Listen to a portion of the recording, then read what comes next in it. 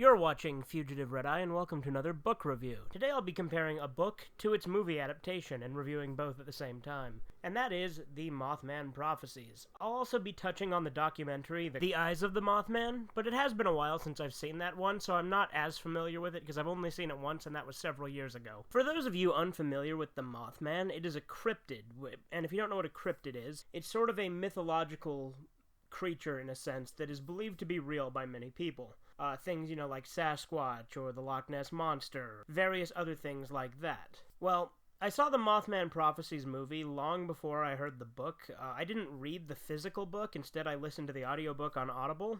And the book was first written back in 1975, however it was later revised and given an afterword in 2001. And the audiobook is based off the 2001 revision. The movie itself came out in 2002. So, what is the Mothman Prophecies all about? Well, the book and the movie share very similar elements, because the movie is an adaptation of the book, a very loose adaptation, I might add. But the book itself is supposedly based on real events, and is based off actual sightings that happened in the Point Pleasant area in the late 60s. I'll start with the book. So the book chronicles the findings of a UFOologist by the name of John Keel. John Keel is of the opinion that UFOs and aliens are not actually extraterrestrial in nature, but are actually, in a sense, kind of interdimensional and kind of share the same space with us, just in sort of an unseen plane of existence. And he believes these beings to be sort of the cause behind any sort of paranormal sighting. Be it ghosts, be it Sasquatch, whatever. He believes that these are all linked to these interdimensional beings which we don't fully understand and are constantly occupying the same space as us and have some influence over our own personal reality. The book itself chronicles his studies and findings, going around searching and finding out about Mothman sightings, as well as encountering sightings himself. Mothman's actually a very minor part in the book, however, and it focuses on many other things that John Keel was investigating at the time. For instance, Indrid Cold, which is a mysterious figure that appeared in Point Pleasant around the same time, appearing primarily to just one guy and telling him about that he's from a different planet and supposedly taking him there, according to the guy himself. There's all sorts of other strange things that happened, and the whole book doesn't actually even take place in Point Pleasant. Large parts of it do, but it takes place in multiple places with multiple sightings, and actually goes back and mentions other sightings from different time periods and stuff and compares and contrasts them. The way the book addresses everything makes it seem very, alien in nature and things like that based on the sightings. The book itself also has a lot of mention of the mysterious men in black, which, if you don't know, are heavily linked to UFO sightings and were obviously the inspiration for the film franchise of the same name. Throughout this book, John Keel goes and experiences stranger and stranger things as he's talking to different people. Several of the people he's studying and talking to have various sightings that have various similar things about them. Mysterious men in black, the Mothman, strange men who seem to be from other planets and have all these strange mannerisms about them. And overall, the book doesn't answer any questions. Essentially, the Mothman sightings stop shortly after the Silver Bridge tragedy in Point Pleasant, where an entire bridge collapsed, killing a few dozen people. Again, everything in the book is said to be true. John Keel himself questions the validity of some of the claims of some of the people he interviewed, but ultimately does believe that something was going on, especially since he apparently encountered sightings himself. The book itself ends on sort of an existential question about, what's really out there, what controls reality, and a few other things, about our mentality and how we shape the world. The movie doesn't have any of that, so let's go ahead and talk about the movie now. Like I said, the book is very existential and asks a lot of questions, posing, the nature of reality and a lot of things in our place in the universe. But the movie just says fuck all that and makes it about demons, essentially. I say essentially because they never straight up say that, but in the movie they make Mothman seem a lot more like a demon. They also make it seem like everything is tied to Mothman, and they completely omit anything about the Men in Black or any of the alien type stuff. The movie follows a fictional character by the name of John Klein, who is loosely based off John Keel. And he's a reporter who's going around, and he somehow mysteriously ends up in Point Pleasant and starts encountering all these weird sightings, as the town people do as well.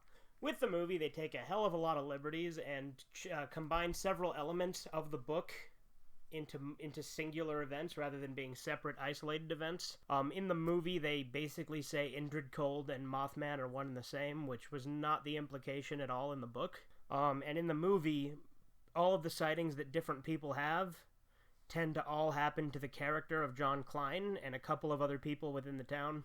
There are a lot of callbacks and references to actual sightings from the book, but they take a lot of liberties and they make up a lot of stuff along the way and make it seem a lot more demonic and creepy than it was. Completely omits anything that hints at extraterrestrial activity, doesn't mention UFOs, and doesn't mention the Men in Black. And it makes everything seem a lot more demonic. That said, the movie is still entertaining. In fact, I really enjoyed the movie. It was the whole thing that got me interested in this series anyway. The movie changed quite a few things, obviously taking place in modern times rather than the 60s, and they still have the Silver Bridge tragedy happen, which doesn't make a whole lot of sense given that that happened in the 60s, and they decided, hey, let's have it happen in modern time. Also, they changed the death count. They changed it by just a few, too. It was really weird. But they did still have several key elements of the book. They just left out a lot of other stuff. But the movie's still a good watch. I think that the book was definitely more interesting just because it's supposedly real. And also, it doesn't really give you any definitive answers. Neither does the movie, really. I mean, it doesn't really tell you what Mothman is, and it does kind of hint at the interdimensional thing, too. But the movie is much more focused on Mothman and takes place pretty much entirely within Point Pleasant. Alright, now let's talk briefly about the documentary. Like I said, I don't remember it as much because it's been a while since I've seen it. But from what I recall, the documentary essentially just gathered up the findings of John Keel, so the guy who wrote the book, and it gathered up other sightings which actually weren't even mentioned in the book, and sort of composed a comprehensive look at all of the sightings of Mothman and all the mysterious happenings at the time. One thing I find particularly interesting is the book has no mention of Mothman appearing on the Silver Bridge, but both the movie and the documentary make it a key point that Mothman was seen on the Silver Bridge the day that it collapsed. The book mentions that they saw men climbing up it, but it doesn't mention that Mothman was on it, which I find very odd because that's a big part of the Mothman mythos and legend. But I find it strange that the book makes no mention of that. But both the documentary and the movie do, as do several other YouTube documentaries and things I've seen. If you can't tell, I'm actually pretty interested in Mothman. It's one of my favorite cryptids. Mothman Prophecies is a good read if you're into cryptozoology and you like to have some fun and think that there's more stuff out there than there may or may not be. Also, I'd say the movie is definitely a good watch if you like a good horror movie. It's not particularly graphic. I mean, it's a PG-13 movie. It's not particularly, explicit. So anyone could watch it, really. And it's a fun retelling of the book that obviously takes a lot of liberties, but it's still an interesting and fun movie. I'd highly recommend both the movie and the book, and the documentary is a fun supplemental thing, too. But anyway, this has been my thoughts on the Mothman Prophecies, as well as the Eyes of the Mothman. And, this has been Fugitive Red Eye, and, check it out. Have a good one.